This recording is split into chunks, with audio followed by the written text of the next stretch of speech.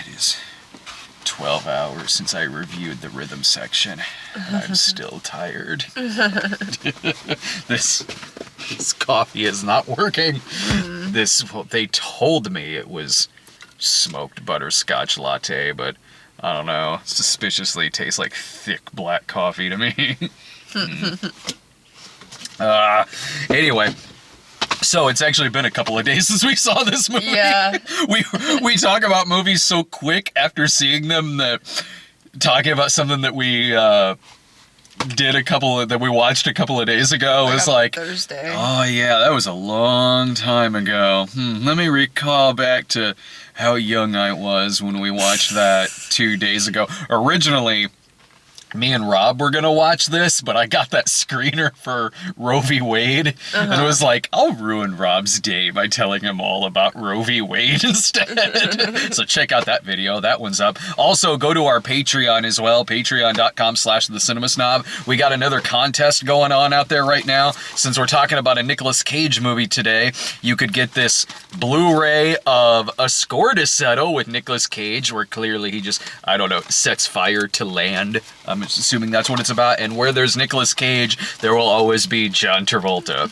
This is one you really want. You haven't seen that movie yet. No. So I'm also throwing in The Fanatic as well. I'll sign all these. I like that it looks like he is about to perform a face transplant on Nicolas Cage from that. And since you'll be having a double feature of these movies, you'll want plenty of junk food too, which is where cereal comes in. We'll throw in this big old box of Twinkies cereal and another giant box, because the cereals that are the worst for you come in the biggest of boxes.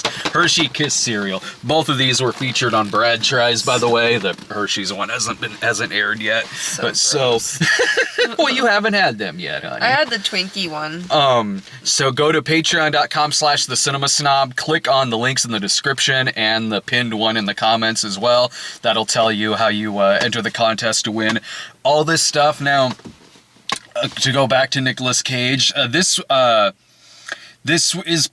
playing in some theaters now. This is Color Out of Space. It's playing in the city. This is the Richard Stanley movie. Richard Stanley did Hardware way back when, and if you've seen the documentary Lost Souls, you probably know a lot about Richard Stanley, the director who was supposed to do the 95, 96 Island of Dr. Moreau, until one thing led to another. And I feel bad for him. Oh, same. Yeah. Like, I mean, that's a crazy movie anyway, but man, I want to see more of what his vision was of that movie. Wasn't he, like, in the documentary, didn't he get in, like, disguise as an extra? Yeah, he did. Yeah. I have mad respect for the guy. Yeah. I do. I really do. At least he wanted to commit to making a feature that was crazy. He was passionate about that movie, about Island of Dr. Moreau. And so you combine Richard Stanley with one of my favorite actors, and probably yours too, Nicolas Cage, and you've got Color Out of Space. This is a movie where Nicolas Cage and Jolie Richardson and their kids live on an alpaca farm, and this meteor comes down at night, this big glowing purple, like straight out of a comic book looking meteor, crashes down in their backyard, ends up disappearing until some form of radiation, or I don't know, could also be something Tommy Chong is smoking in the movie, who's their squire who lives on their land, is causing their DNA to just get screwed with throughout the rest of the movie. So what we're left with here is just absolute madness of this already kind of crazy family going even more insane with each one of them infected by this hallucinogenic radiation and the Cage rage. So it was distracting for me because it's basically Annihilation. Well, but with Nicolas Cage. I mean, in fairness though, it has a meteor that falls to the Earth, screws and mutates everyone's their DNA, their genes. Some things are actually pretty beautiful, and then some things are fused together. Some things are like. But this is, Annihilation itself is, and I love Annihilation. It was one of my favorite movies of that year. Yeah, totally. Yes, in watching this movie, certainly in what happens to certain characters and how it's messing with certain animals, the environment around them and everything. Kind of crazy too. Sure, I was thinking about Annihilation during it, but not to any kind of negative effect, because this is based on Lovecraft's. Well, I know it's not like it was like a copy. Like it's not like it was copying anything. I thought for a second, I was like, is this based off the same book or something? Well, I remember when Annihilation came out, and it was getting comparisons to the source material that this is based on, which is why I didn't hold that against this movie. No. It was kind of distracting for me though, because it was very similar. I'll say this, I did like Annihilation better. Oh yeah. But I really liked this movie a lot. I honestly, I actually kind of love this movie. Mm-hmm. I thought this movie was a crazy blast, and it had just enough craziness in it, from Richard Stanley's direction to the colors to the madness that is happening to these characters, the everything on this land, and Nicolas Cage having the time of his life in the movie. This movie, way more often than not, this movie really, really was working for me. Like you brought up Annihilation, and even it really has a lot of B-movie roots too, right down to the meteor crashing in their backyard on this farmhouse. I mean, I've seen a lot of things that take that kind of B-movie inspiration and run with it. It's similar to the Jordy Verrill segment in Creepshow, where the meteor lands in Stephen King's backyard and he gets infected by all this moss and shit. Mm-hmm.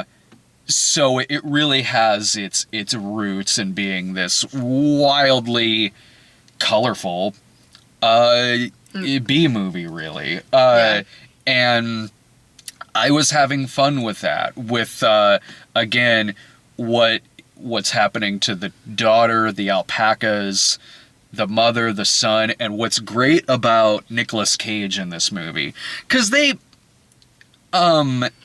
certainly an eccentric family to an extent before this happens, but normal compared to she's into like Wiccan stuff. Yeah, normal compared to how they end up later in the movie. Nicolas Cage is talking earlier on in the movie how he doesn't want to become his dad and impersonates his dad in the movie, and then when this shit starts taking over all these people, he has these bursts of rage where he's doing that same voice that he gave his dad. And what I love about that is it's very similar to his voice in Vampire's Kiss.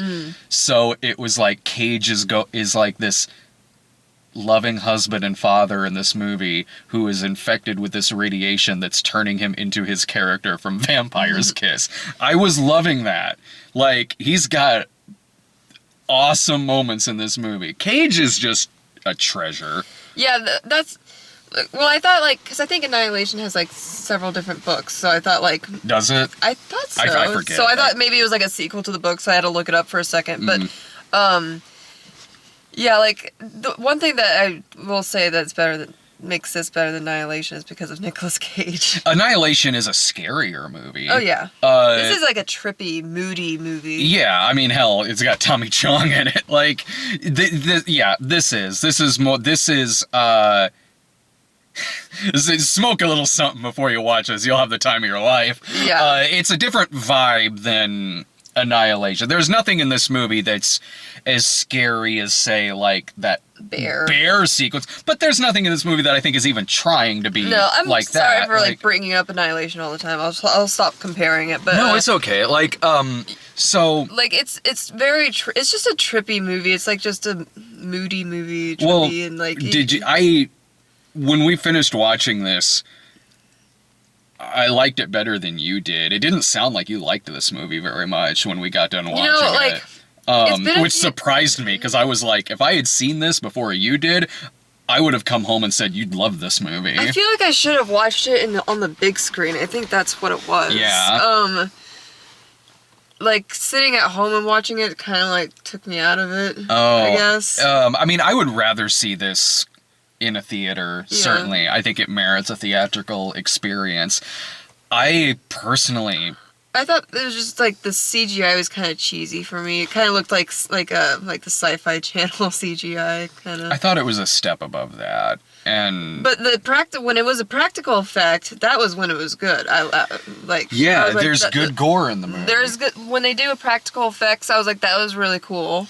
But I'll say, like, yeah, there's some effects in it where I was like, well, that's not the best. But it didn't linger on a lot of those bad effects long, I thought. And it was a wild enough ride to where it wasn't taking me out of it that much. Now, would I prefer this have consistently looked like John Carpenter's The Thing? Certainly. Mm-hmm. Of course. That's the gold standard of practical effects right there. Mm-hmm. But I bring that up because there's some shots in the movie that was kind of reminding me of that. But I won't say that was really taking me out of it that much, because there would be something in the movie that would snap me back into it. The movie's not perfect. Like, when it started out and you had the teenage daughter complaining, and while she's like annoying. While she's like on a horse and things like that, I'm like, and that's like our first scene in the movie, and I'm going, you're not setting me up to really feel that sorry for this character. She kind of annoyed me. And there's like a reporter guy that kind of like disappears every now and then comes back. And are you talking about that journalist? That dude who was like the geologist? Oh, or it's been a couple days since we've seen the movie, and also I've seen the movies in between. So I'm like I'm not really good with the details right now. But, I do like how, though, in the month of January, it's February now, but we watched this in January, Jolie Richardson is in both the worst horror movie I saw in January and the best. This, I'd say, is the best. The worst, I would have said, is The Turning. She's in both of those movies. It'd be funny if you started combining them, like, and then it just ended. But speaking of that, though, the last, like, minute or two, I probably could have done with that, because it kind of bookends with this narration from a character that's not as important as everyone else. And I thought he was going to be way more important, because it kind of starts with him narrating. I thought we were going to follow him along, but then it kind of turns into, like, the daughter more so. Yeah, and Cage and Jolie Richardson and the son. But it kind of ends with this... It has this narration that bookends it, and it's doing things like you would honestly see in a parody of stuff like this, where the guy is, like, smoking all cool and blowing the smoke at the camera. I'm like, I don't know if you really needed that. But by and large, though, it's not a long movie, and it's beautiful to look at. And Nicolas Cage, who just, for decades, in my opinion, has been one of our best actors, to just throw himself into what he does with his characters. Like, I think I saw one time where he talks about how certain roles he plays that he almost treats like a punk rock performance, and you see that in a lot of his best or most eccentric roles. Yeah. He's a brilliant actor. Totally. He's underrated as an actor, because, I mean, yeah, you have the fun stuff like this where he's going very over the top, and it's appropriate to the movie. It makes sense why he's like that in this, what turns him into that. But at the same time can also do these haunting roles, like Leaving Las Vegas, Bringing Out the Dead, and movies like that, and then do an action movie, The Rock, Con Air, Face Off. So, I mean, I could talk Nicolas Cage for hours, honestly. Totally. I love this point in his career where, I mean, I don't know how good a movie like... Maybe that movie's fine. I don't know. I haven't seen it. But he's still, like, is doing movies, like, he takes chances doing movies like this. Like this, and Mandy, and Mom and Dad. Oh, yeah, Mom and Dad was really good. I could see comparisons of this to Mandy as well, because they're both, yeah, like very not colorful, but like they're trippy. They're trippy. You could get a little high watching both movies. I liked this better personally, and I think you said you liked Mandy better. Yeah. Would you still say that now? I don't know. I liked Mandy. I did. This movie I liked a lot better. This movie I thought flowed better. I thought this movie had way better pacing.